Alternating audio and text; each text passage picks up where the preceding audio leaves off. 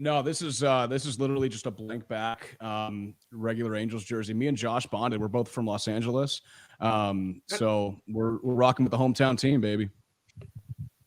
Settle down. Settle down with the hometown team talk. My hometown team. My hometown team. Not yours. His hometown LA Angels. Look, it's been a hard decade for us Angels fans, but I still rock the gear. It has. And you know what? I was down at the Big A 2 nights ago, and I sent a Snapchat to Lyle. And Lyle, would you like to relay what that message said? I think it said light that baby up. But as somebody who's also a fan of an AL West team, Sam, I can't really say I feel bad for the Angels. You know what, Lyle? You guys had a good run this year. I'm not going to lie, I was kind of cheering for the Mariners against us at those closing games because the environment was crazy, and I just wanted to see something cool happen. But I'm sorry that we had to end your season. No, it's all right. I mean, it probably would have ended in like a 163 loss, so it's okay. But no, it was fun. It was fun. And hey, we appreciate any support considering, they've been the laughingstock of baseball for a while. So that's right. Exactly. That's Josh, why I was cheering for you. Yeah. Hey, Josh, all you missed before you got on is me saying go crack and go, and money was down on that fourth Vegas goal. Yeah. That was a distinct kicking motion in my opinion. So go crack last night. My hashtag for the crack this year. But we've got the VGK, or as ESPN says, the VGS in town tomorrow, which makes no sense. But Vegas is in town tomorrow to battle our Kings. I'll be there. If you want tickets, I cannot get you any. But only 2 Ontario rain games. No. Not for the month of October. The Kings were like, hey, here's a bunch of tickets, do something with them. So I was like, all right. And I did not call Blake, but I just didn't know how he was going to drive there in time. So it happens to the best of us. We got a comment right here. Another reason not to root for the Angels. Art Moreno is a U of A alum. Yes. Well, there Agreed. You go. Agreed. There you go. Also, Samuel says, I'll be at the Kings game tomorrow, too. Yes. Have fun. Go hockey game.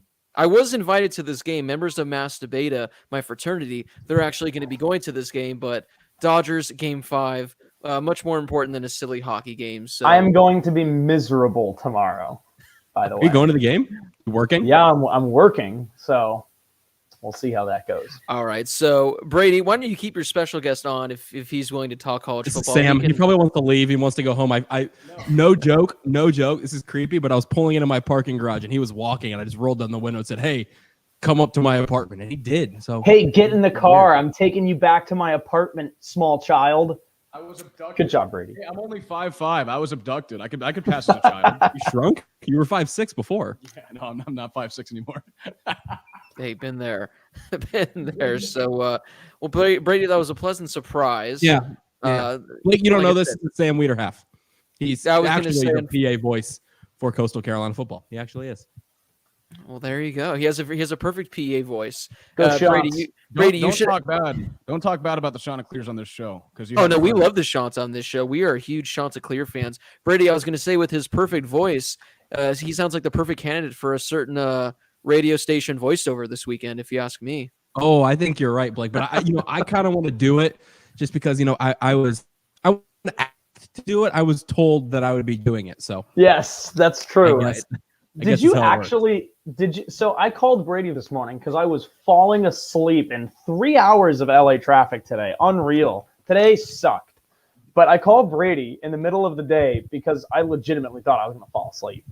So I'm like, Brady, I need you to keep me up for the next 20 minutes. And Brady's like, yeah, I told them you wanted to do it instead. Did you actually tell them that? I need to know. Check the group chat. Did you actually tell them that? Oh my god. Oh my god. Oh boy. Oh, that's fantastic. You suck so much. The response is even better. We will get to that at another point, but Josh's phone is going to be blowing up. So, boys, without further ado, I mean, I don't even know what we've been talking about for the last 11 minutes, but it's been fantastic. But I feel like a good amount of people tune in to hear some college football discussion, so we'll give them that. Again, Sam is more than welcome to hop on, stay on with Brady, provide his 2 cents, or looks like he's going to go. So, guys, I think the perfect way to kick things off. Or Brady, you going to say something? No, I thought you were going to say something. Oh, well, I will say Hi, something. Sam. It was an honor to be on the Harris Highlights Show. Again, only good words about the Shants. Number 15 in the country. Listen, I'm making the call right now. Grayson McCall, our quarterback, will be in New York for the Heisman ceremony. Mark it down right now. Wow. Okay. I like it. You know, assuming they have. I will leave on that note. Lyle, Josh, it was great to see you guys again. See you, Sam. Thanks for hopping hopping on. on. What a guy. Go Shants.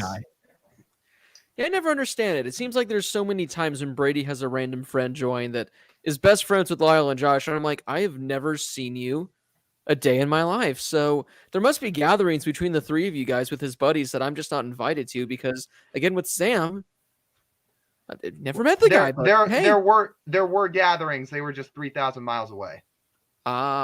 In Cape Cod. In Hawaii. Oh, now that makes more sense. All right, guys, let's kick things off. Brady will be back any moment. Oklahoma versus Texas, the biggest game of the weekend. Probably one of the best games we've seen in recent years, unless you had Texas +3 on a parlay ticket. Then you didn't enjoy the game as much. But this was a game that looked like Texas was just dominating the entire way. I mean, I was thinking, wow, Texas, I think they're, a legitimate top 15 team in the country. They were looking unstoppable. Oklahoma was looking awful. I think they got up to as many as 24 points. I want to say something around that range. And slowly but surely, Oklahoma was just inching their way back. Caleb Williams, he came in for Spencer Rattler and looked fantastic. I mean, he's received a lot of hype pretty much all year, but the dude's legit. He looked fantastic. I do think this was more so Texas kind of blowing the game as opposed to Oklahoma really coming back and winning the game because Texas just did everything wrong on their end. But still, Caleb Williams had a hell of a performance. So before we get to the whole quarterback controversy going on and, the whole situation that took place today, I just want to get you guys' takeaways just from this game as a whole in regards to just like I put right here, what the hell happened? Because 2/3 of the game was Texas dominated, and then all of a sudden you go away for 15-20 minutes and it's an entirely new ball game. So I'm going to jump in really quickly here, and this was something that I texted the group chat after the game, and that's also something I say every week. Is this seems like something we always talk about, something we talked about in the group chat. Now we're talking about it on the show. In the past, I have said this was more Texas blowing it than the other team winning. In this case, I think it's 50-50.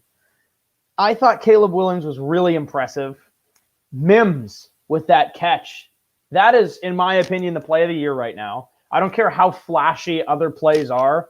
I think that's the play of the year because he showed off the arm. He stepped up in the pocket. He avoided a sack, and then throws and hits Mims in stride, who makes a diving catch and gets his foot in by that much. For what was it, the game-tying touchdown? And it was like 3rd and 18. 3rd and long. Like That's an insane play. And they could not do that again if they tried. Yeah, maybe. I don't think that there's a little bit of luck involved. I think that was just a really good play. I think half of it was Texas blowing it. I think half of it was Oklahoma coming back. I was very impressed with Oklahoma. I really was. Yeah. It was the first time I've seen them play a half of football this year where I thought they're a legitimate top 4 team. It was the only time all season when I've thought that. And I watched that game start to finish. Yes, that was, as I said on Twitter, an otherworldly collapse by Texas. But I was so impressed with Oklahoma in the second half, and specifically Williams. I just thought it was a great game. I mean, and you know what? To make it a little bit better, I also thought that last Texas touchdown was impressive. How fast it was, how quickly they did it, how they did it, and the point at the time, or the point of the game in which they scored was so important. But they also gave Oklahoma the ball back. So right. I thought that last touchdown drive from Texas was good. But what a game, man! Like a couple times these last few years, we've got really crazy Red River rivalry games, and this one did not disappoint at all. At this point, I missed the end of the Alabama game because I was working. But at this point, I really think that this game is the game of the year so far. Yeah. One thing I do want to say quickly, before I'm not even going to talk about the game. What What surprised me the most was that this was Herbie and Fowler's first time calling a Red River rivalry. It's always been a Fox game, so this is the first time they've called that. So that was just kind of shocking to me. Look, go ahead, Lyle, and I'll circle back here in a minute. Go ahead. Yeah, I didn't even realize it. I mean, it is usually Gus and Joel that do these games, so it was cool to see Herbie and Fowler not just do the Red River showdown, but a day game. They almost never do day games, so that was kind of cool too. Josh took the words out of my mouth. I was going to say it was the game of the year for sure. I feel a little bad for the Texas offense because, I mean, those guys put on a clinic, and I may or may not talk about somebody later, but that Texas offense was really good. And I think the comeback by Oklahoma, like Josh said, I think it's 50-50 between Caleb Williams and the rest of the Oklahoma offense were really impressive. That throw by Williams, the catch by Mims was insane. And as we know, the defenses that play in that conference bend and break. So Texas was not, Texas couldn't really withstand or hold off Oklahoma for too long, even though they built that huge lead. Oklahoma can score points like we know. And I mean, they put on a clinic in the second half of the year. I'll be interested to see what Oklahoma looks like going forward the rest of the way, because up to this point, I've said like this team is still either A, not going to make the college football playoff, or B, get in and lose by 100 points because they can't play any defense. But if Caleb Williams is the starting quarterback the rest of the year, I'll be interested to see if they look different than with Rattler in there, because what he did in the second half of that game was really, really impressive. And the game as a whole, I mean, just between the back and forth, the high scoring, game of the year for sure. I'm going to be a little bit of a hypocrite for this because I always talk about how Big 12 teams can make you roll your eyes with how little defense they play. After watching a big matchup in another conference that we'll get to later from this past weekend, made me appreciate the Big 12 a little bit more, because I prefer high-scoring games than what we saw later in the afternoon that Saturday. So, game of the year for sure.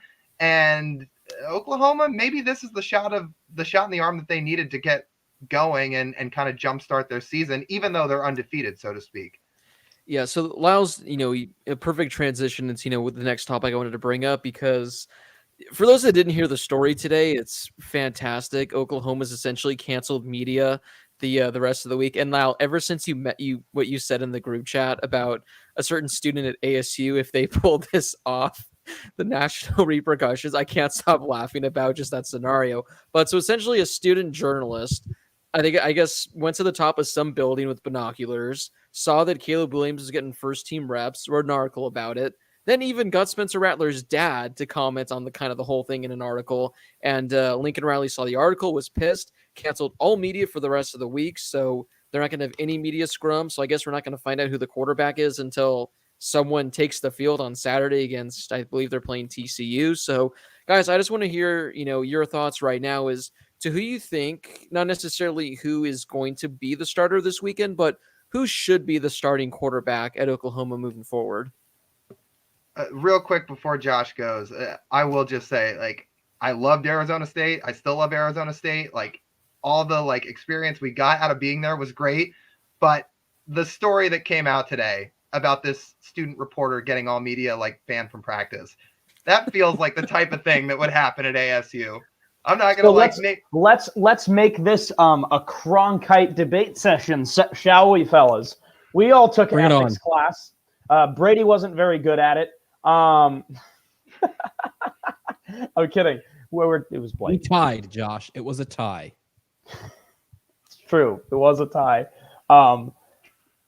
Is it ethical for a student journalist to, let's say, do his or her job, and use binoculars to spy on practice to see who is taking first team reps? Is that a good idea as a journalist? Yes or no?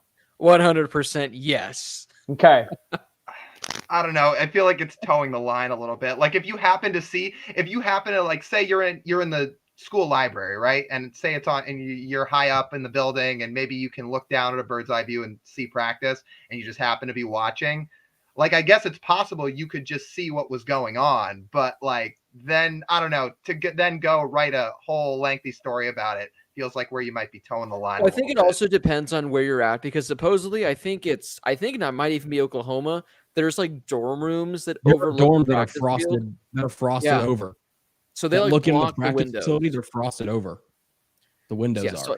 So I feel like it depends Really? on the school where this would be. I think Alabama has it where you're like, I think like maybe like dorm rooms overlook it, where you're allowed to watch, but like you're not allowed to film. And if they like get wind of you filming, you get in trouble. So yeah, I guess it depends on the school or the situation. But yeah, I'm just picturing this kid like on the top of the building with the binoculars, going, "Oh my God, it's Caleb Williams getting the first team reps," and going there. So did you guys read the article? Yeah, No, I did not.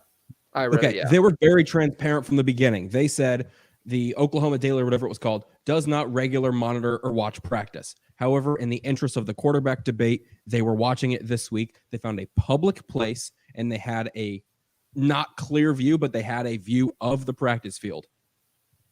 And so they watched from, and they said there was no one in the article. It says like there was, it was like it was like we were not being restricted, or there was like no one restricting it. So we went. It was handled pretty well. Like they wrote it. They wrote it very well. They were very open about it. They were saying, "Hey, we didn't sneak into a building." I'm pulling it up right now. From the OU Daily, they said. The Daily watched the offensive practice regime from a public building near the OU practice field with no athletics employees discouraging observation. Yeah, Fine with it. I'm fine with it.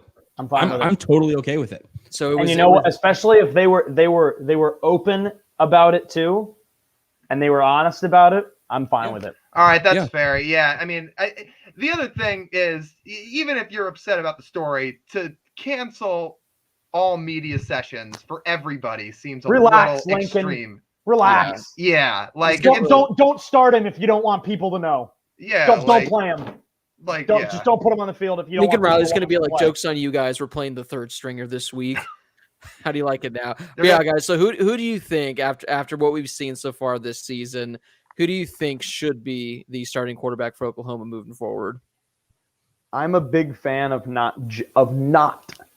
Let me clarify, of not jumping the gun on. Oh, this is the starter now. I will say, I think Spencer Rattler is very talented. I think he's good, but I think that there are some gaps. I don't think he's there yet. I mean, I think he's got a lot of hype that maybe as a recruit he deserves, but as an actual legitimate D1 quarterback, as of right now, I think has gone too far. I think I was so impressed with Caleb Williams the other day. That play, like I said, is the play of the year for me, in the game of the year, in the comeback of the year at this point, in a rivalry game on national television. Awesome game, awesome performance by him. I think Spencer Rattler is a starter this week, though. I'm not a huge fan of jumping the gun on, Jackson Dart starting over Keaton Slovis now, or Spencer Rattler's transferring to ASU. Like, there were people who said that on Twitter, by the way. That's not just me saying that. But, like, I don't know. It's been a couple days. Let's relax. Let's see what we get. And then maybe you split it this week, right? I don't know. I've been playing NCAA 14 a little bit last week, and I'm having a quarterback battle right now. I went with whoever played best in my two games. And it's not me. It's the quarterback, right? So it really depends as I, go back on my experience in a video game from 8 years ago. Right. Yeah. Listen, by no means should Lincoln Riley come out and say, barring injuries, Spencer Rattler won't play another snap. Like, that should not happen. But after what we saw on Saturday and Caleb Williams basically anchoring this team back to a win, either I think you have to at least start him and see how it goes and slowly take it drive by drive and see how it progresses. Or like Josh said, they alternate drives until they have a definitive answer on who they want their starter to be. Obviously, we know Rattler's talented and his ceiling is high and he has the chance to be really good when he's at his best. But after the game Caleb Williams had on Saturday, you don't have to name him the starter for the rest of the year. But I think he at least has to start Saturday's game and see how it goes. This isn't Matt Nagy and the Bears saying, Andy Dalton's our quarterback for the rest of the year. Well, just kidding. It's Justin Fields. No, this or is Nick Foles. Nick Foles is there too. That team is a dumpster fire with their He said that quarterbacks. one week. He's like, our quarterback's Andy Dalton, Justin Fields, or it could be Nick Foles. Yeah. So this is, and I know it's a high level, this is college football. This is where players learn how to handle game situations, personal situations, actual adversity, in-game adversity, whatever it may be. This is what college football is for. Spencer Rattler got the start when he was a true freshman, right? No, I'm sorry. He sat behind Hurts. But then he got the start immediately after that. Played fine. Last year was COVID year, whatever it may be. This year, played fine. He's not living up to the hype. He's not a great leader from what we've seen. I'm not disparaging his on-field talent. Don't get me wrong. As a 5-star quarterback, what is he? The number 1, number 2 quarterback in the country coming into it? Right. It's not like they don't trust him, because after that Mims touchdown, Rattler ran the 2-point conversion. Rattler was the quarterback they put in to run the 2-point conversion. Yeah, it could have been better for the package, whatever. They still had trust in him to run that set, to run that play. I think you can utilize both quarterbacks very well. I'm not going to say it makes your team better because you need consistency at the quarterback position. But if I were Lincoln Riley and I were Oklahoma, this week to start the game, you've got to go with Williams, and I don't think it hurts. Because say he goes out and plays like shit, what are you going to do? You're going to put Rattler right in. Pick up where he left off. Yeah, that's kind of where I'm at, where, again, you don't have to say Caleb Williams is our QB1 moving forward, nothing like that. But after seeing what he did, I think Josh, hit it when he was talking about this, where this is the best Oklahoma's looked all season to have for the 2.5 quarters, however much he played.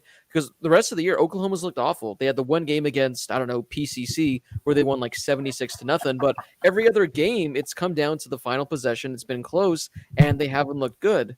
With Caleb Williams, they looked like an entirely different team. So I think you throw Caleb Williams out there to start. Again, I'm pretty sure they're playing TCU this week, who's a pretty decent team this year in the Big 12.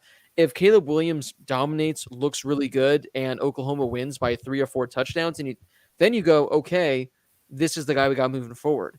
If Oklahoma struggles again, if it's another close game, then maybe at some point late in the game you go to Spencer Rattler, then you figure things out moving forward. But I think 100%, you got to go to Caleb Williams. You got to build off what he did last week. You got to ride that momentum because, again, it's the best Oklahoma's looked all season. So we'll see. I'll just do one final thing before we move on to our next topic. If you had to, put money on it, you had to put $1,000 on it right now as to who you think is going to start. Who do you think is going to start, guys? Well, after today's in-depth reporting by the Daily Oklahoman or whatever it's called, I might say. I think I might say Williams. If I had not seen that, I would say Spencer Rattler. I'd probably say Williams. I'm going to go Williams as well. Yeah, I think Williams. I wouldn't be shocked if Spencer gets in there for a few snaps, but we'll have to wait and see. It's going to be an interesting storyline to follow. I think Oklahoma has a 9 a.m. game, for us West Coasters, so I think it's going to be early on. So it'll be interesting to see who heads out there, takes a snap. Guys, let's move on to, I guess, the second biggest game from the week. And I know Lyle is dying to talk about an absolutely thrilling Big Ten showdown, but we'll hold off on that just for a few more minutes. But Alabama, they came in as, I believe, a 17, 18-point favorite on the road to Texas A&M. Nick Saban had never lost to one of his assistant coaches. I think Alabama had a 100-game winning streak against unranked teams. Now, granted, this unranked team is a pretty good one, but Alabama was essentially outplayed from like 3 minutes in the first quarter on. The rest of the way, A&M just dominated. Alabama had no answer. So what went wrong for Alabama? I mean, it seems weird. On Jimbo's birthday. There you go. It's not every year we see Alabama lose in the regular season. We aren't used to that. Especially, again, games under these circumstances, a team that's not even ranked in the top 25, Alabama's thrived against, his former assistants. So overall, what do you think, was the problem for Alabama? Why were they pretty much outplayed for a majority of this game against Texas A&M? And is this kind of like a red flag? Not that stupid red flag thing that's trending on Twitter, but is this a red flag for the Crimson Tide moving forward the rest of the season? I'll let you guys answer this one because I've only seen highlights from the game after calling hockey that night. So I think I would be better. I would be a better help to add on. All good. I'm going to be honest. There was not a single point in this game until that field goal went through where I thought Alabama was going to lose. I just didn't. I mean, I thought they would do what they always do when they get down. It would be, all right, they're down a score or two. At some point, probably in the second half, they're going to snap their fingers, run off 21 points in 5 minutes, get some takeaway, score again, and then they just kind of cruise to a win. And credit to Texas A&M and Zach Calzada, it didn't happen. I think what went wrong for Bama is they did two things that they don't usually do. Is they gave up nearly 400 yards of offense to A&M, and their defense usually plays a little bit better than that in most years. And then they turned the ball over twice. I mean, not to say Bryce Young's not human. This is his first year as a starter, but between an interception and also a fumble from Alabama over the course of the game, you almost never, ever see Alabama turn the ball over twice. And as a result, Texas A&M took advantage of it. After that fumble, Texas A&M went and scored a touchdown. So they created points off turnovers, which you have to do if you want to upset a powerhouse and a number one team like Bama. So, I mean, it was a really good game. I really didn't think Texas A&M was going to end up winning until the clock basically hit zero, but they did everything right. They executed their game plan, and they didn't make mistakes or turn the football over. That's what it takes to beat a team as good as Alabama. So I think that's what went wrong. They gave up too many yards, and they turned the ball over twice. Yeah, Josh, Short Round has the perfect summary for someone who missed the game. So this is exactly the reason. His three topic points right there. All right. Alabama didn't run the ball at the goal line. Zach Calzada stole the good side of Bo Nix, and Seth Smalls stole all the kicking ability from NFL kickers this weekend. Did you guys see the video of the kicker Seth Smalls' family reacting to the field goal? That was one of the coolest things I've ever seen. How his girlfriend just straight up jumped on the field, that was completely abandoned the family and just booked it. That jumped on the field. That was his mom. No, that was no. That was his girlfriend. No, his mom was the one that collapsed, fell down. His mom fell down. His mom was the one that wasn't even watching, that was praying. His girlfriend's the one that completely just went airborne and hopped over the. She went and jumped over and sprinted on the field like that one dude at the ASU UW game who got laid out by the cops. Also, speaking of this, did you guys hear that there was a fan that pretty much pulled one of Josh's numbers from a couple weeks ago, except this was even better? He was at the Red River shootout in the morning, stormed the field, then proceeded to drive to College Station, went to the Alabama A&M game, and then stormed the field as well. Okay, wait. How long is that drive? 2 hours and 52 minutes. It's only a 3-hour drive. Yeah, but I mean, he timed it up pretty much perfectly because I'm just doing this based off of West Coast time. That Texas-Oklahoma game ended, I think, right at about 12:30. So assuming it takes 30 minutes to get out, a 3-hour drive, 3.5 hours, that puts them there, right at about 4:15. And I believe that Alabama A&M game started at 5, so he probably made it before even kickoff. All right, so let's break it down a little bit. So sure, he had the 3-hour drive, and his 2 games were much better than my 2 games because he had Red River and he had A&M beating Bama. I had SC over San Jose State and UCLA over LSU in what was not as good of a game as I thought it was going to be. So, good for him, but I think it evens out a little bit when we consider that my games were literally 2 hours apart. Right? I was gonna, yours was closer. Hey, it was probably a quicker drive from him though to get from the Red River shootout to A&M than it took. Mine was only 40 minutes. It was a good day in our beautiful city. Okay, so that was a fun one right there. My man was zooming through Texas trying to make it. Yeah, dude wasn't using a blinker at all. He says, "Josh, think about it. It's the Midwest. You can speed easily."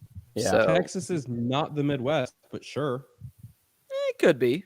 I don't think it is. It's not. I think it's the Southwest. Who knows? It might be the Northeast. Who knows? All right, guys. New England. TNW. I don't know if Lyle wants to save a certain game for his fraud of the week because I feel like he was very passionate about it. If not, he could provide his 2 cents. But I just want to throw this out there that there are currently 5 teams ranked in the top 10 from the Big Ten, 4 of them from the same division. So Iowa, they're just sitting there in their own division. They're sitting pretty nicely. Everything looks nice for them.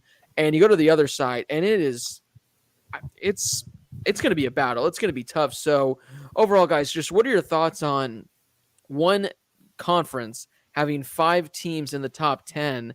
And I'm going to list them off. I'm going to list the 5 teams that are currently ranked in the top 10. And for each team I list, I want you guys to tell me if they are a contender or a pretender for the college football playoff. Yes. Again, I know Lyle has something he wants to mention. I don't know if he wants to say it for this or the frauds, but before we get to that, let me go with this. So currently ranked number 2 in the country, we have the Iowa Hawkeyes.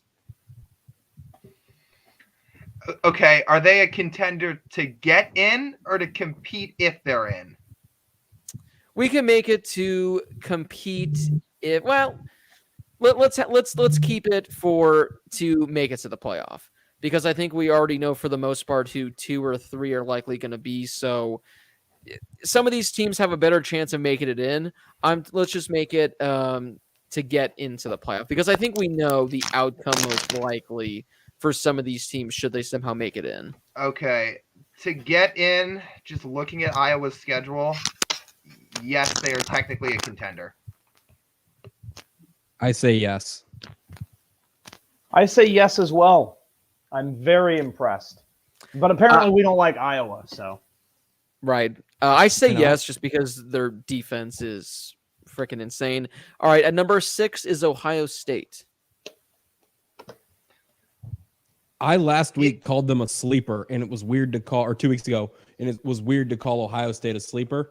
But I still think, I still think they could be in that position depending on how Alabama recovers from this past week. So I'm going to say they're a real deal. And they're out. I mean, they're a contender because if they win the Big Ten, I mean, there you go. If they're not really one of the top 4, you know they're going to be right there at the end. So yeah. All right, we got. I'll say contender as well, because I mean that Buckeyes offense has looked damn good since the Oregon game, and their defense has stepped up too. Penn State at number 7. No. Yeah, I was never really sold on this Penn State team. I'm going to say pretender. I'm going to go pretender, but I think they're a damn good team. If Sean Clifford comes back ASAP, I think they're a contender. If not, oh God, they might not win another game if Sean Clifford's not there. Michigan at number 8. Now, Josh, they do have 6 wins now. They are 6-0. So I believe your hot take officially, I think, is no more, right? Did I say 7 losses? I think and not make a bowl game. Okay, so they still technically could have 7 losses. What are they ranked exactly? 8th. I do not think they're the number 8 team in the country. Let me say that. I also think they're fake.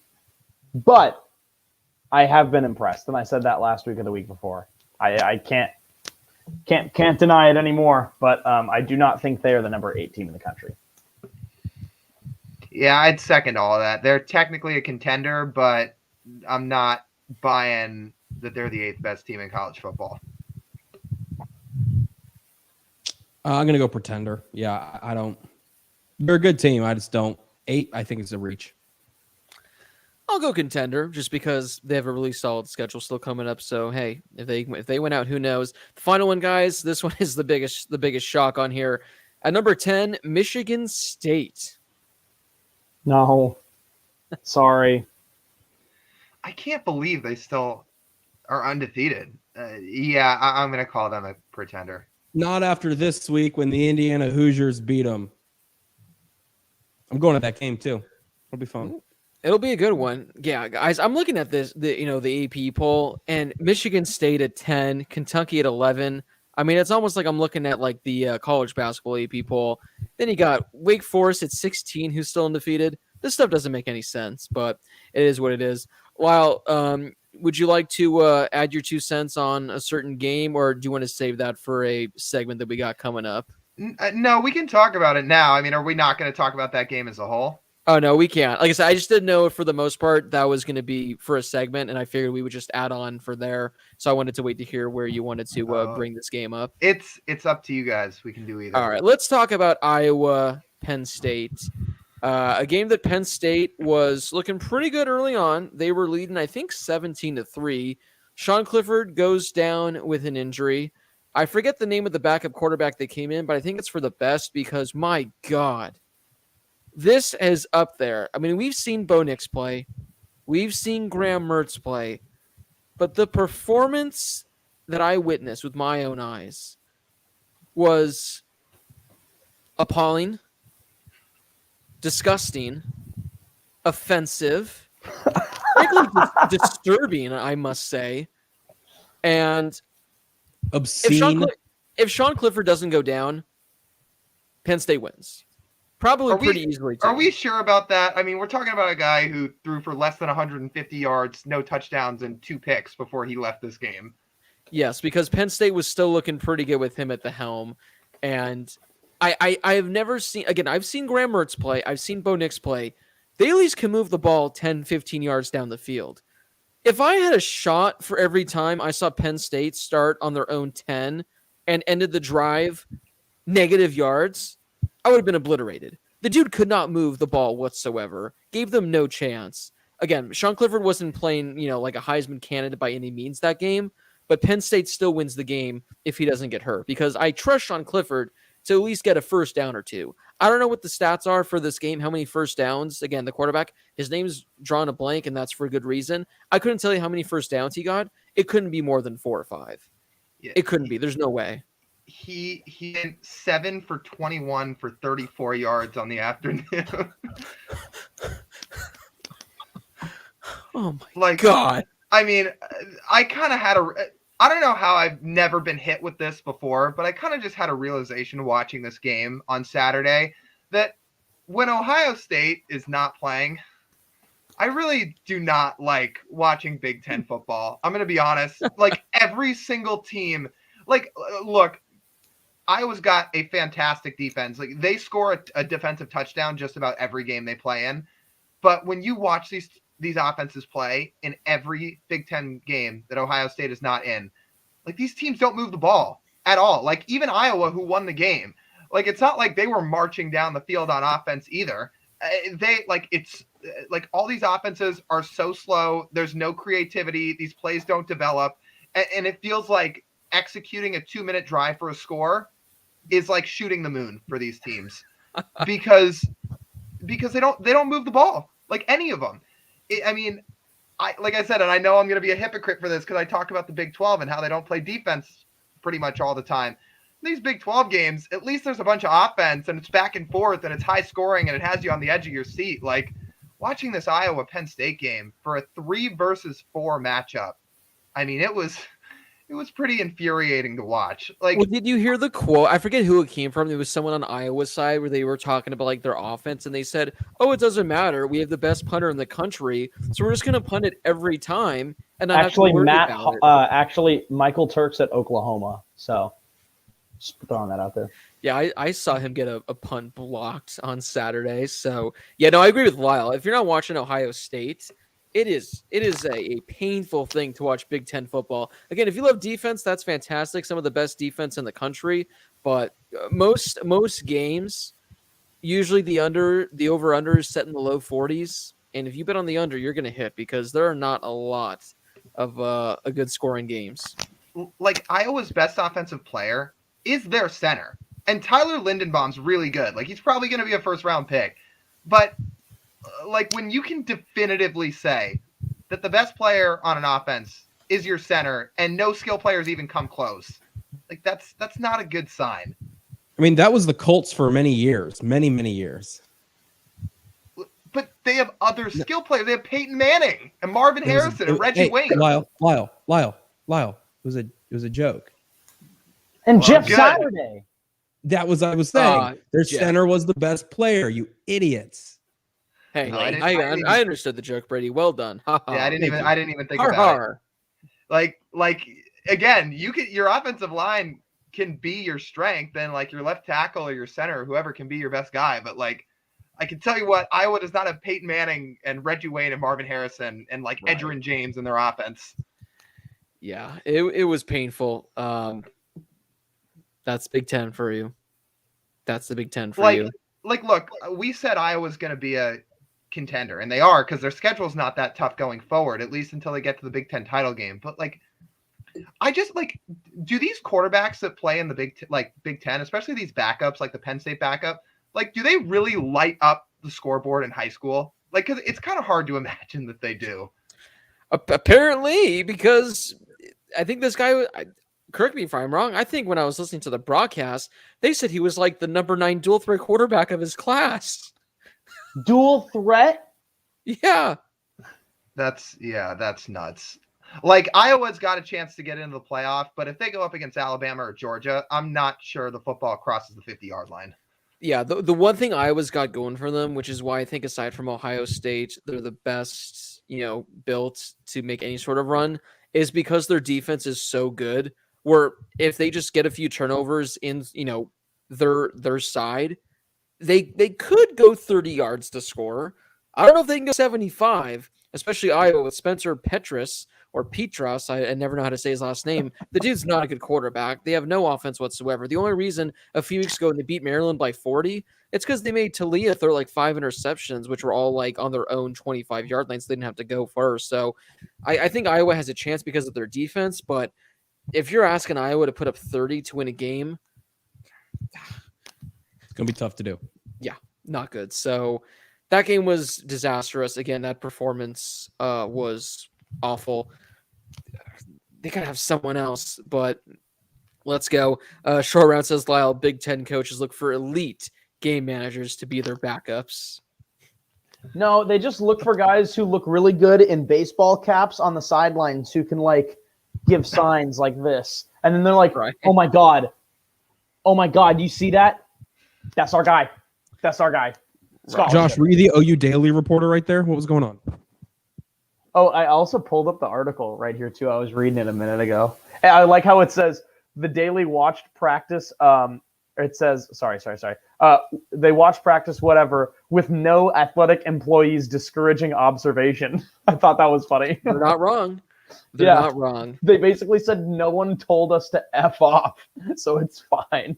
I love it. All right, guys, one final thing before we move on to our stars and frauds of the week. I don't know if you guys heard, but a Mackenzie Milton came out, I believe it was today, and he said something along the lines of, or I guess he tweeted this, saying, I like 2017 UCF, 2017 Memphis, and 2017 South Florida over 2021 Cincinnati. So we're not going to include Memphis. We're not going to include South Florida in this. So I just want to get your quick thoughts. If these two teams were to play a hypothetical game, 2017 UCF, 2021 Cincinnati, who's coming out on top? Because I think this is a pretty clear, easy answer. But there was a lot of discussion I saw going back and forth on social media about this. So before I tell you who I think would win, I want to throw Memphis and South Florida back into the mix real quick. And the reason why is because not only do I think that UCF was better than those two teams that year, I think Cincinnati this year and last year is significantly better than that Memphis and that South Florida team. So what this says to me is Mackenzie Milton just does not want Cincinnati to have any recognition whatsoever after several years ago screaming, oh, we're a group of 5, but pay attention to us, we won the national championship. And now that somebody else has that attention, they're like, well, no, not you guys, only us 3 years ago. Relax, bro, relax. It sounds You're like at Florida State, dude. When I saw this, it kind of reminded me of that Chase Claypool thing back in January where he said, yeah, we're going to destroy the Browns or whatever it was in the playoffs. And then the Browns beat them like handedly. And then he's like, well, it doesn't matter. They're not going to beat the Chiefs. It's like, well, what does that have to do with anything? Like you lost. What's the point? Like, why even bring it up? Like, to me, it shows like an insecurity. Like, if you would have said our UCF team would have beat that Cincinnati team, I would have been like, sure. But then you like throw in all these other teams. It's like, why are these other teams even relevant at this point? But anyway, just because of that, I'm taking Cincinnati. I think 2021 Cincinnati is okay. I think it's worth pointing out, like, what jumps out to me from that UCF team was the fact that they just lit up the scoreboard, right? I mean, that team could do no wrong. Every time it seemed like, oh my God, they're going to lose, Milton in the offense was like, watch this. And then they would win the game. And that's how impressive they were. I still remember that South Florida game when that place was rocking at UCF. But something that stands out to me is that they actually had some really good defensive talent on that team too. I just think Cincinnati's a little bit deeper this year than they were in 2017. I think that they're more stout both offensively and defensively. I think they're just a little bit more of a complete team, which is why I think I'll say Cincinnati, but I think it would be close. I think I need to see more sample size from Cincinnati this year before I'm really ready to say, because Cincinnati last year was great and they got disrespected in the rankings every week and it felt like they didn't really get enough attention. This year they are, but I'd just like to see a little bit more sample size because so far this 2021 team, they beat Notre Dame and I will continue to say, I don't think this Notre Dame team's very good. And then they beat an Indiana team that turns out that they're not very good either. So if they go 12-0 the whole way and they get into the playoff, sure, like I'd be pretty confident to pick Cincinnati. But just remembering how dominant that UCF team was, like what Josh said, how they would just put up hundreds and hundreds of yards of offense every week. And then they beat Auburn in that New Year's Six Bowl by a score, but they put up 34 points, like 34 points against a good SEC team like Auburn. That's what really kind of makes me go back and think that it's tough. Like, I mean, right now I would say UCF, but give me 6 weeks. And then by then I might say Cincinnati. Yeah. The interesting thing with Cincinnati is they're ranked 3 now. So it's higher than we've seen a group of 5 team in some time. And especially because Brady, you said Indiana plays Iowa this week, right? Michigan State. Oh, Michigan State. Sorry. I thought you said Iowa. I was going to say if Iowa, with how they're playing these Big Ten teams now to finish the year, Iowa loses, Cincinnati keeps winning. Cincinnati's going to be ranked number 2 in the country.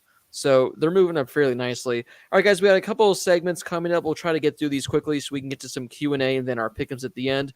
We'll kick off with our frauds of the week because we always like to end on a high note. Guys, one player, team, coach, university, anything that you saw this weekend that you said, you know what? No, you're a fraud, Virginia. You're done. What made you say that this past weekend? Can I jump in? I was just going to take 5 seconds to say mine, and it's that Iowa Penn State game. Like we talked about it already, but that's the fraud. It was just so painful to watch. The whole game, both teams, even the winners. Yeah, the fans too. Yeah, you guys are frauds for both teams. Fake fans, both teams, no teams. Here's my fraud of the week. And it's very obscure. And I don't remember the guy's name, so I might have to look it up in a minute. But it is the equipment manager for Texas A&M. Why, you ask? After the game, fans rush the field. Texas A&M is known for having all of, like, I don't know, they're not like cadets, but whatever you want to call them. They all wear the same uniform. One of the players did like a jersey swap with one of these cadets, like gave him his jersey, and the cadet gave him like his uniform, and the Texas A&M equipment manager tweeted, I was like, yeah, we need that back. Like, bro, have some fun. Quit being a buzzkill. Yes, one of the guys like traded his hat for a helmet. I get needing the helmet back. Like, yeah. a jersey, you got jerseys. What if it gets a tear? What if it gets ripped in half? What if it gets blood all over? Like, have some fun, equipment I manager, would not Texas give it A&M. back. I wouldn't give it back. No. I refuse. No. Yeah. But like the guy got his military shirt and the other guy got a Texas A&M jersey. Like, that's a fair trade. So that's my fraud of the week, is the Texas A&M equipment manager. I like it. Yeah. Blake, you want to Very go? creative. Yeah, my fraud of the week, it's Texas. They had me. They had me. I was reeled in. I was thinking, yeah, top 15. I believe it. Let me see what the odds are for them to reach the playoff, because I'm buying in. And yeah, you blue balled us all. So Texas, you're a fraud. As much as I would love to call Lincoln Riley a fraud, even though he's not, I do think everything that has transpired the last couple of days with all the media stuff and everything, I think is like really sad. Like, come on, man. But I would also say LSU, but I don't want to do a repeat. I would say USC again because my God, but I don't want to do a repeat. So I'm gonna go not obscure, but I think I'm gonna take one out obscure. Come on. Yours was obscure. I'm not gonna go like that. But hear me out here. I'm going to pick Dorian Thompson-Robinson. Oh boy. And here's why. Because everyone was going crazy about this guy a couple of weeks ago and like, oh my God, he's looking pretty good. I just looked up Heisman odds. He's like top 25 or something like that, which, okay, top 25 for Heisman odds. Like, congrats, right? If you're not top 4, it doesn't matter.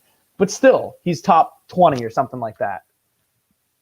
11 touchdowns, 2 picks, 1,200 yards this season. All right. But can we just, I would like to say Britton Brown and Zach Charbonnet, unreal this season, right? Them and the ASU duo, I think, are the best running back duos in the country. But this last week, Dorian Thompson-Robinson had a touchdown, an interception, and 82 yards against the Arizona Wildcats. He had 82 yards. It's like, okay. He probably ran the ball for like 200 yards, right? 28. The dude had 100 total yards against the U of A defense in a game where UCLA pulled away and won like 34-16, but it was close in the fourth quarter, guys, against U of A. I'm not calling UCLA the fraud. They pulled it out. Their running backs ran for 300 yards combined. But DTR, man, like I said it against LSU, the dude threw for 260 yards and 3 touchdowns on 9 completions. Like, that's him checking down to the running back and them running all the way for a touchdown. Like, the stats don't match the performances, my guy. Like he's fine, but like 82 yards against U of A? U of A is 0-5, bro. One of 3 teams without a win in college football. Until they go to the Coliseum. Longest active losing streak in college football. But oh my God, they're going to beat USC at the Coliseum, by the way. But dude, I just like, and we were talking to a UCLA fan after the game, and these are all things, like I've kind of thought this, but have like not said a whole lot about it. 2 UCLA fans was talking to him after the ASU game, and they were like, DTR, man, the stats don't match the performances. And I'm like, that's a pretty good point. And they're like, dude, all he does is check down to the running backs and they'll do everything. It's like, I'm like, that's a really good point. And he's like, dude, against LSU, he had like 300 yards and didn't do anything. I'm like, that's another good point. Boy. So that's my take. Well, on that note, which recent Pac-12 quarterback was more overhyped, DTR or Khalil Tate? Well, I mean, Khalil Tate was actually good, though. He was good. Then just the coaching staff ruined him. On that note, let's go to our stars of the week. Guys, since we're running low in time, we'll have to scrap the Heisman top 5. We'll save that for next week or whenever our next show is so we can get to some Q&A within our pick'ems. But, guys, stars of the week. I'll go first. We've talked a lot about Texas because they choked that game away pretty badly this past weekend. And they did, and their defense was not stout, to say the least. But I do think a couple of guys on offense deserve some recognition because they had a couple of ridiculous performances. I mean, Casey Thompson threw for 5 touchdowns and went just short of 400 yards. And then Xavier Worthy, their receiver, dude went for 261 yards in this game. And part of that speaks to the Oklahoma defense. But it doesn't matter if you do it against UMass. Like, 260 yards in a game is insane. And I think those 2 guys are kind of going to get swept under the rug because their defense kind of lost them this game, or they did lose them this game, and very badly too. But I think both Casey Thompson and Xavier Worthy deserve a little bit of hype because they had really good games, and Texas would not have been in that game if not for those 2. I am going to go in a very strange direction for this one. So I do want to give a shout out to Kenneth Walker III from Michigan State. The dude has like 930 yards in 5 games. So the dude's on pace for an unreal season. I want to point that out. But my star of the week this week is Western Kentucky quarterback Bailey Zappi. because he just zaps the ball across the field. 38 completions for 523 yards and 5 touchdowns this week. The dude is sick. Just in case you guys didn't know that Zappy is sick. So I'm taking the Hilltoppers QB, Bailey Zappy. That's a name in college football I didn't know I needed in my life. Dude's a stud. Blake, He I'll proved- let you- So I was I'll just let gonna say you go first, so I don't steal steal yours just in case. because you always steal mine, and I know you Yep. probably will because this is a good one. Mine is a dual star of the week because it was 2 fantastic performances from one game. If you like points, if you like offense, I hope you were tuned into the Ole Miss Arkansas game. KJ Jefferson, quarterback for Arkansas, came out on the losing side, but not before he threw for 330 yards with 3 passing touchdowns, while rushing for 100 yards with 3 rushing touchdowns. And on the other end, Matt Corral only threw for 300 yards with 2 passing touchdowns, but he did add 100 yards on the ground, had 2 rushing touchdowns as well. So a combined, 10 touchdowns between the 2 quarterbacks and a combined 700 yards. So what a game. So they're my dual star of the week. Oh, wow. When you said dual, I thought you were going to go, all right, so I have a dual star as well. First of all, my first star, how we didn't mention this, Short Round put it in the comment a minute ago. UMass for having an active, longer win streak than Alabama. So shout out to UMass for winning their first game of the year and winning the game against UConn, the bowl of that. So technically, mine's 3 stars of the week because I give it to UMass, but also this is to 2 players, and I'm giving my star of the week to Jack Jones and DeAndre Pierce for pulling off one of the craziest defensive plays I've ever seen in football. That's up there with the diving out of bounds, tipping it back in interception from, I think it was Texas Tech a few years back. But Jack with the interception, pitching it back to DeAndre Pierce and housing it, big brain play there. I'm all for that. So my stars of the week I'm going to give to Jack Jones and DeAndre Pierce. If they beat Utah this weekend, and Utah always gives them fits and problems, but if they beat Utah, I feel like my hopes are going to be all the way up with these guys again, which is a little bit nerve-wracking because they find ways to lose games late in the year that they really shouldn't. But if they beat Utah this weekend, I feel like my hopes are going to be really high again for ASU. Well, let's put it this way. If the Dodgers lose in Game 5 tomorrow, I will be putting all of my sports fandom at the moment and hope into Arizona State football. State, Arizona State. That's a great place to them. be. All right, guys. So let's move on now. We have about 5-7 minutes or so for Q&A because we're going to rapid fire our pick'ems tonight faster than we've ever done before. So again, if you guys have any college football related questions, life related questions, any questions about anything in general, we have Lyle, who is known as one of the smartest men to ever step foot on the Arizona State campus. So he can answer any question you guys have. So feel free to shoot him his way. Guys, Devilback 1, how are Texas and Oklahoma going to fare once they move to the SEC?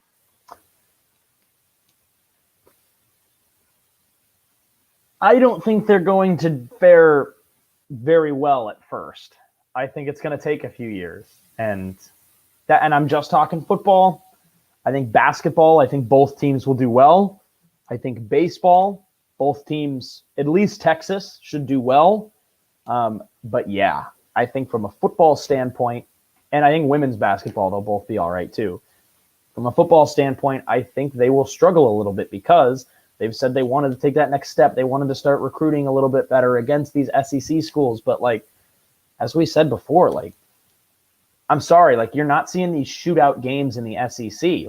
I think you need to be a little bit more balanced. And sure, we've said it a couple times on the show. Oklahoma's defense has gotten better every year. But every year we hear, this is the year we're a top 5 defense. Come on, bro. You guys are not good at defense. At the defense, not great. Right. So that's not going to win you games in the SEC. So I think at first, it's not going to go super well, but I do think that all things considered, give it a couple years, I think both teams will be all right. until both teams recruit blue chip defensive players, they're going to have issues. I mean, it's that simple. These SEC offenses are way too good. Coaches are way too smart, and they'll pick these guys apart. They're going to have to they're going to have to recruit blue chip players, and Lincoln Riley and Steve Sarkisian, if they're both still there at that point, they're really going to have to adjust their scheme to put together a better defense too. Because if you're giving up these type of numbers and those type of yards to Big 12 teams, it's going to get worse when you play the Alabamas and the Georgias and the SEC schools every year. Guys, we got to things in I'll say this very quickly. Things in college football change very quickly. UCF went from 0-6 or 0-12 to then 12-0 or whatever it was, like in a span of 2 years. So things in college football change very quickly. Right now, I think it's too far away to tell how they will actually do. Agreed, guys. We got a really good question from our man Johnny. This is a fun one. Would you rather win a free ring while injured or win MVP but go one and done in the playoffs? You know what's funny? It's been 20 years since an MVP has won a Super Bowl in the same season. I mean, this question just popped that thought into my head. Or it's been right around 20 years, if not 20 on the dot. So I don't know. There's kind of a curse around these guys that win the MVP these days. But I mean, I feel like, especially if you're close to the bottom of the totem pole on a roster, I would rather win a free ring while injured, because then you forever get to say you were part of a national championship team, personally. Yeah, I think that's I think so too. I mean, it's definitely unfortunate to not be out there and win the ring, but I guess that's kind of the same boat that Clayton Kershaw is going to be in this year. So hope that doesn't come back to bite me tomorrow. But yeah, I mean, I think the chance to be on a winning team is a lot cooler than being an MVP and not winning anything. I'm really interested to see Blake's answer. You know my answer. What is it? I'm winning the MVP. People remember who wins MVPs. No one's remembering some rando that won a ring by not even playing. If anything, it's probably you're going to be going, oh, you won a ring? Well, you didn't have to do anything to earn that ring, so it's a fake ring. It's a Mickey Mouse ring. But if I'm winning the MVP, and it's one thing, you're not winning the MVP while going 0-16. You're still making it to the playoffs. You just get bounced in the first game. But I'm an MVP. That's going in my Instagram bio. Yeah, and I guess if you win an MVP, especially if you're talking about at the pro level, you're going to make a ton of money, and you're probably going to get a bunch of endorsements too. So maybe there's that side of it as well. But yeah, that's a me versus we mentality, Blake. Hey, you know me.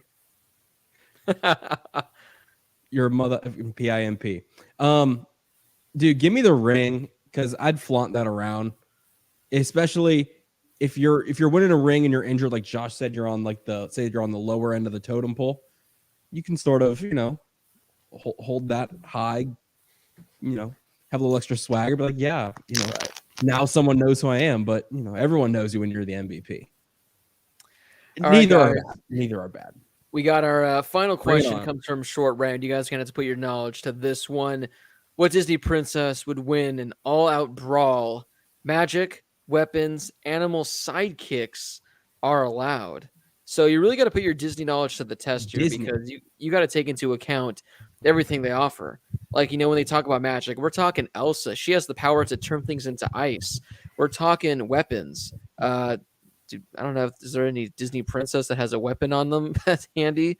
The chick from Brave, the redhead. Moana's got. Oh yeah, she's got a bow. Moana's got that oar that she. Is Moana Disney? With. Yes. Yes, Moana's Disney, bro. Okay. Come on, bro. If this Disney or Pixar, it's the same thing. Man, if this wasn't Disney and you could pick any princess, I feel like I'd take Zelda, because she can change into like an actual warrior. I will go first, because I had one that just came to mind, and I want to make sure no one steals this. I'm going Jasmine from Aladdin, because she has a tiger. She has a damn tiger. Now, she doesn't necessarily have to get on the tiger. What's his name? Raja. She doesn't have to ride on Raja.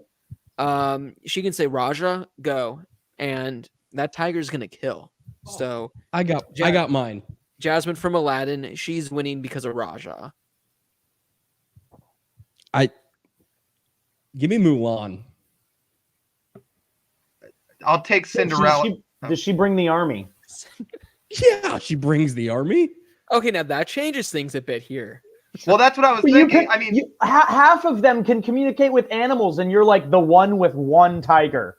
With one tiger and a street urchin. Yeah. Now And hold you're on. like that one. Lyle did say Cinderella, so I would love to hear his reasoning for that. I mean, one, my knowledge of Disney princesses is not high, but two, she can chuck a glass slipper at whoever she's battling, and somebody gets hit with glass. Okay, Josh. Oh my. Okay, so. Hang on. Short round says Yeah, go ahead. Short round says Mulan doesn't get her army, but she gets her horse and dragon. Let's chill for a second on the dragon. Yes. It's Eddie Murphy, all right? She gets Eddie Murphy and a horse. Get out of here with Mulan. Get out of here with Mulan. Mulan's not winning. If she can't bring the army, not Mulan. You don't see me riding into battle with a horse with eyebrows that looks at the camera and Eddie Murphy, bro. No. I'm bringing in Elsa because who needs all the people that can talk to animals or whatever when she can just make snowmen, right? She is always playing with home field advantage because, we're out in the middle of the ocean. This is Moana's quote-unquote turf, right? Bam! Frozen. It's winter. Look at that. Guess what? Say goodbye to the ocean. So we're going Elsa here because she can turn anything to ice. She can create snowmen who can't be killed by a sword or by animals biting it, right? She's just going to keep making more. And then she can just freeze it. I mean, she's awesome. Mulan. Cinderella. I'm still going Mulan. My second place is Snow White, bringing along the 7 dwarfs. Ooh. I would, yeah. That's a good one. Until they're all frozen by Elsa. So. Yeah, but it's a shame when Elsa doesn't even get a chance to freeze everyone because the tiger gets to her. Yeah, the tiger. The tiger gets to her on the ice. We got Mulan with an army. We got a tiger. We got frozen powers, but I don't know. Cinderella with throwing her glass shoe could do some damage. I mean, hell no, Lyle. She can get that pumpkin carriage, so she has a getaway. She can ride in the pumpkin carriage. No, that's true. Oh, give me Merida from Brave because she's got the bow and arrow. Yeah, that's a good one as well. I wonder if Ariel from Little Mermaid, would she have like underwater powers? Could she like take Not like if the Elsa ocean? freezes the ocean. Then she's already done. She's down and out that quick. That was a fantastic question from Short Round. Well done. Very creative. Very creative on that one. All right, guys. We always encourage questions like that because they're fun. We love them. And again, the one that Johnny had about the ring or an MVP, that was a good one as well. All right, guys, again, we're going to do a rapid fire pick'ems. Try to get this wrapped up within the next 10 minutes or so. This was the pick'ems leaderboard last week. It was a 4-way tie. Everyone had 27 points. Things have changed because now tied for first place is yours truly and Brady with 36 points. Josh with 34. Lyle, it wasn't a good pick'ems for you 2 weeks ago. You only got, I believe, 6 right. You're at 33. Plenty of time because, guys, we have a lot of games to get to this week. That's why we're going to rapid fire because we want to get back into the swing of things. Let's kick things underway. Guys, Brady suggested this for worst of the worst, but there is a game that's just slightly a little more bad, but it was close. We got Clemson going to the Dome to take on Syracuse. So I think that this is going to be a massive win for the Orange team from South Carolina. And I think Clemson, it's close for a bit. I think Clemson wins by 2 touchdowns at least in the Dome. I've got Clemson. Clemson wins, but they don't cover. Number 10, Michigan State at Indiana. Our executive producer, Brady Klein, will be on site working for the Harris Highlight Show, but he'll be there at the game. You guys know how much I love my Hoosiers. But I think I got to go with Sparty on the road. Kenneth Walker III rushes for 150 in Bloomington. I'll take Michigan State. They stay undefeated another week. Bloomington, Indiana, the most scenic college town in central southern Indiana. What a place. Michigan State. I got the Hoosiers with the upset here. I don't know why, Yes. but I like them. I think they get it done. Number 12, Oklahoma State at number 25, Texas. Should be a good game. It's in Austin. I like the Longhorns to bounce back with a big win over Oklahoma State. Yeah, I'm going to go Texas at home too. Oklahoma State's sneaky good. I think they actually have a sneaky decent defense this year, but I feel like after what happened with the collapse of Texas last week, they're going to bounce back. I also agree. I think Texas handles this one. It's, a true home game unlike last week. Again, we talked about so many random teams that are ranked high and undefeated. Oklahoma State's another team that's somehow undefeated, but I like Texas at home. They're going to be pissed after last week. Auburn at number 17, Arkansas. I think Arkansas gets a big bounce back win in this one too. I agree. I think Arkansas is good, not great. I don't think Auburn's all that great. And Arkansas having a home game, I think they'll put on a nice performance, and I've got Arkansas. Arkansas being able to hang with Ole Miss last week was pretty impressive. Tough loss for them, but I do think Arkansas will get the win this week. Yeah, I'm going to go with Arkansas. It's a drag for Arkansas because this is their first home game since they kind of just emerged as a really good team. When they beat A&M, because that was at Jerry World. Then, the following week they lost to Georgia. Then this past week was, at Ole Miss. So they haven't been home in a while. So I like the Razorbacks in this one. Number 20, Florida at LSU. LSU, Florida by 2 scores. Yeah, I've got Florida in this one. I'm going to take LSU at home. I like it. I'm going to go with the Gators, but LSU, I don't know what to make of them. Nebraska at Minnesota. I just don't see it. My Huskers. So I'm going to take my Gophers. Yeah, I've got Minnesota. I got Minnesota as well. I can't take my Gophers, so I will go with my new Huskers. Number 11, Kentucky at number 1, Georgia. I just don't see it this week for Kentucky. I think it's a humbling game for them. I like Georgia. Yeah, Kentucky's another team that, again, when you look at this AP poll, there they are sitting in the top 12. They haven't lost. Will Levis has actually been pretty good, but to go against Georgia in that defense, I think is going to be too much. So I've got Georgia. I've got Georgia by at least 2 scores. Guys, the spread in this game is 23, which is insane considering Kentucky is number 11 and undefeated. So I'm going to go with Georgia, but I think Kentucky can hang around with those 23 points. Number 19, BYU at Baylor.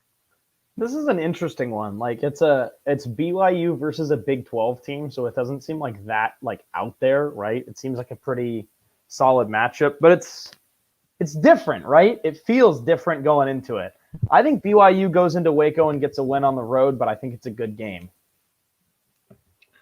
Yeah, I think BYU bounces back after a tough loss last week. Also, ASU kind of needs BYU to keep winning just to help their resume and strength of schedule. So for rooting interest and for the sake of objectivity as well and who I believe is the better team, I've got BYU. Yeah, like Lyle said, this is really interesting that we're getting an independent versus Big 12 game here in the middle of the year. I kind of like it, and I'm going to go with BYU on the road, and for same reason Lyle picked. This BYU loss this past weekend was literally identical to the ASU one, where ASU shot themselves in the foot. BYU had 12 penalties, 4 turnovers. They blew it like ASU did. I'm going to go with BYU for rooting interest, just like what Lyle said. Miami and North Carolina. The what could have been bowl.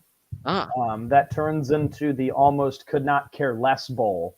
I'm going to take North Carolina at home. I like the Tar Heels this week. I think they'll put up some points.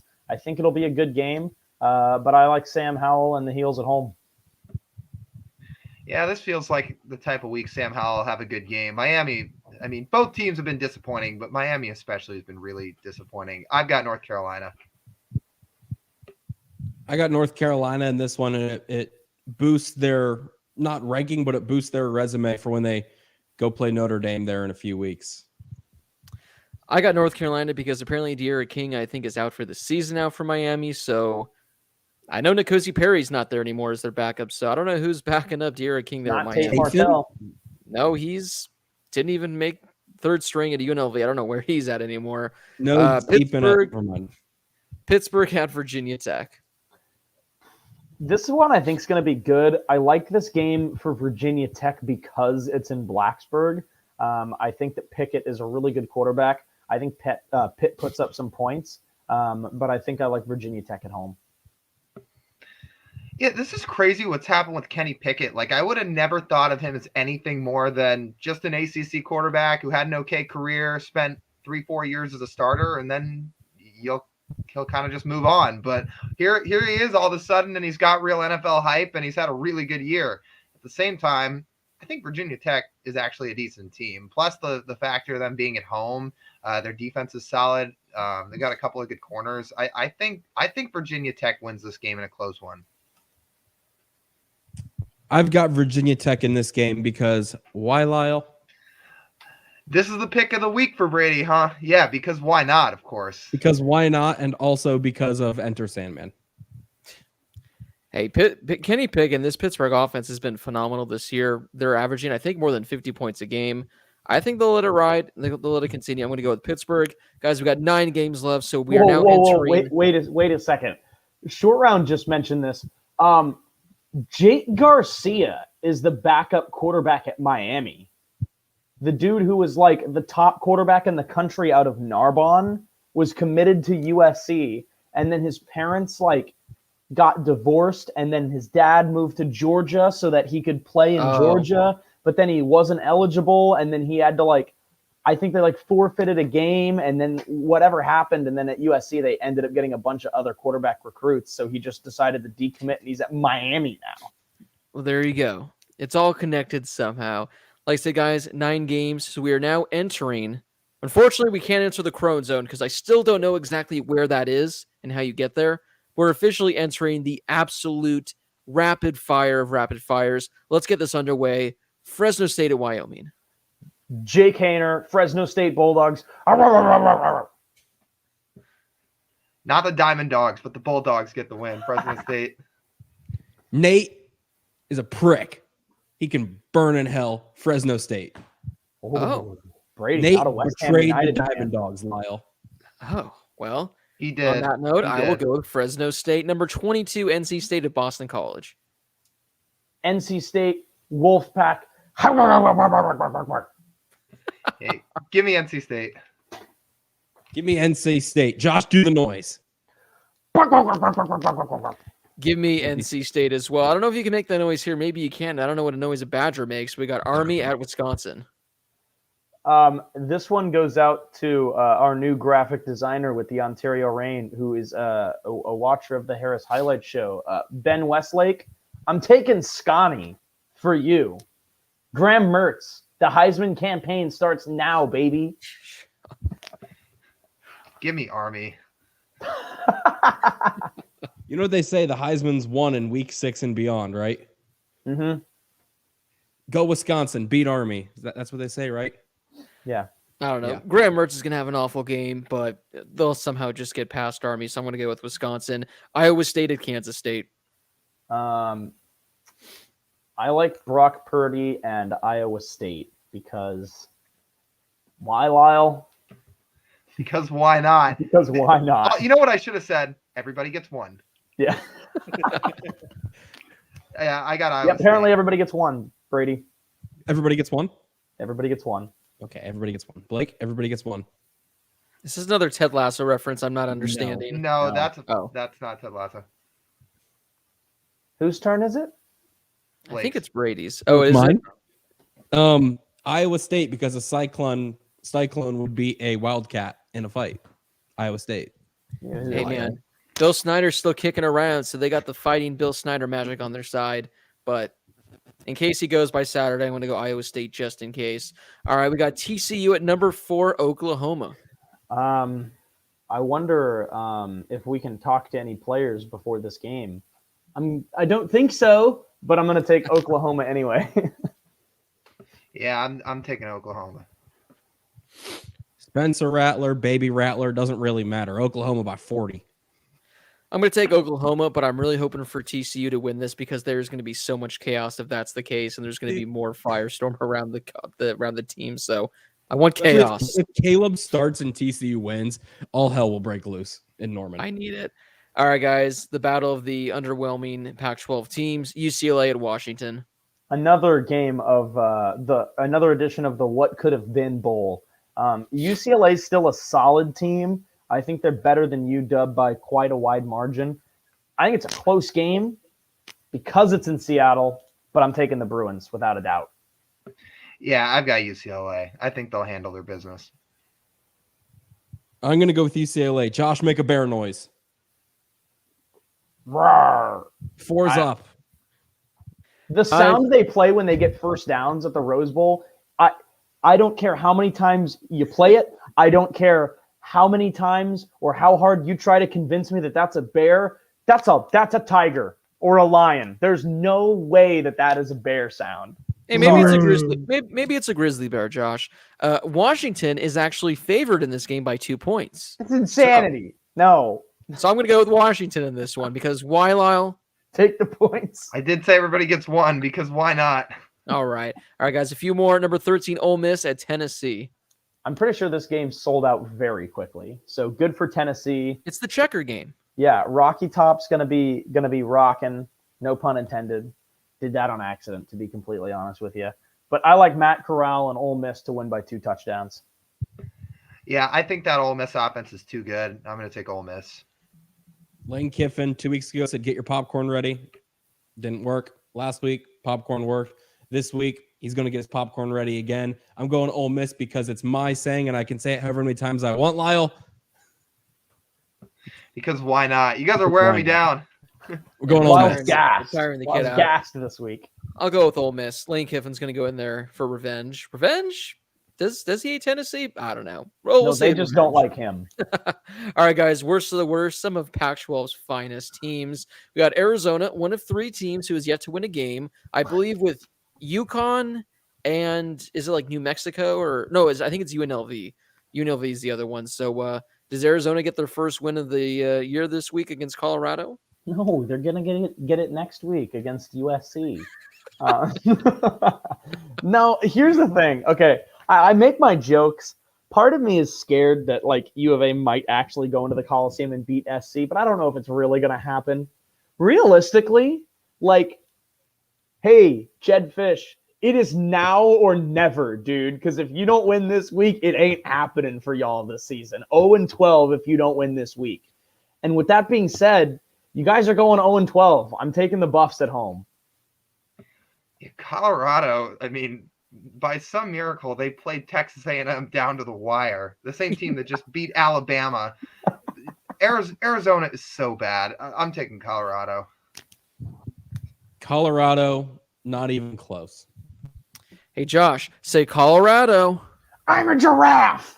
All right, guys, final game. We got number 18, Arizona State at Utah. This likely determines the Pac-12 South winner, in my opinion, or at least the Pac-12 South, representative in the Jimmy Kimmel Live. I'm just going to refer to every game there as the Jimmy Kimmel Live Bowl because that's what they're calling it when it's there. But it's the Pac-12 game, but still hosted the Jimmy Kimmel Live Bowl. Guys, again, we say this every year. Utah is, for some reason, the team ASU can't seem to beat. In Utah. Huge game this weekend. Does ASU finally get the job done? This is a game that ASU loses any other year. But you know what? Yesterday, I put my Dodgers dress socks on when I went to work feeling very negative about the Dodgers last night. And I'm driving home thinking, they're not losing 2 in a row with Buehler and Scherzer. At home. They're not. And I got home. I saw my roommate, who's also a Dodgers fan and is also a pessimistic ASU fan too, but not as much as me. And I said, we are not losing this game tonight. And he said, I agree. And the Dodgers won. And I am channeling that same vibe, that same energy this weekend against Utah, even though I'm scared about it. Arizona State is not losing this game this week. There is no way Arizona State loses this game. So I'm taking the Devils on the road. Man, the last time this game was in Utah, I mean, Jaden Daniels completed 4 passes. I think it was 4 for 21 in that game. Bradley and who's now with the Cowboys, I mean, he wrecked that ASU offensive line. I remember, that was a miserable game to watch. Yeah. I mean, Utah, and it was snowing too. They literally could not throw the ball downfield. No, and I was gonna say I couldn't remember if it was snowing or if it was pouring rain, but one or the other. It was awful weather. I just checked. Good news: 61 degrees is the Salt Lake City weather on Saturday. Not a cloud in the sky. Thank goodness. And for that reason, ASU is not going to lose this game. Arizona State. Well, as long as Jaden Daniels or any of the running backs or Tyler Johnson don't get like a Michael Jordan late night pizza, I think they'll be fine. I'm going Arizona State on the road in Salt Lake City. Finally getting the win in Salt Lake City. Yeah, I think the sportsbooks know about ASU's troubled past because although ASU's ranked 18th, they're 5-1. Utah's 3-2. This game's a pick'em currently, so it's even up for grabs. It's a flick of the coin. Yep, it's a pick'em right now. So I'm going to go with ASU because I'm taking Braden's confidence, and I'm going to say ASU is going to win this game. So we're going to win this game. I hope because I want to go to the Pac-12 championship, man. I want to go. Also, real quick, I did want to point out before we end the show, because in the past couple of weeks, we have talked about how Grant Wells has fallen off the face of the earth. Although he has only thrown for 8 touchdowns and 9 interceptions this year, Grant Wells from my Marshall Thundering Herd is 4th in the nation in passing yards, by the way. Hey, there you go. He's ahead of Tanner Mordecai, Will Rogers, Kenny Pickett, CJ Stroud, Sam Howell. There you go. My herd. Well, guys, that does wrap up this edition of the Harris Brennan Armstrong from Virginia. Make sure to follow the show on Twitter at the HH_. Tweet at us. Remember, slide in those DMs for Lyle. He likes getting those DMs from the fans. His personal favorite. If there's anything you guys like to hear our thoughts on, again, tweet us there. Stay tuned for updates when we're doing shows. Didn't do a show last week. Every week it's on a different day. It's at a different time. Brady's looking a little creepy doing that wave if he's getting ready to wrap up this show. So again, follow the show on Twitter at the HH_. Yeah, guys, we got a lot of great content coming in the coming weeks. So make sure to stay tuned for that, guys. Any parting words before we head out for the week? Good night, short round. Good night, short round. Good night and beat Utah. No, he only said good night, Brady, so the rest of you guys aren't allowed. Good night, Moon. Go Dodgers. What the hell is it you? That's a great question. Who knows? Who knows?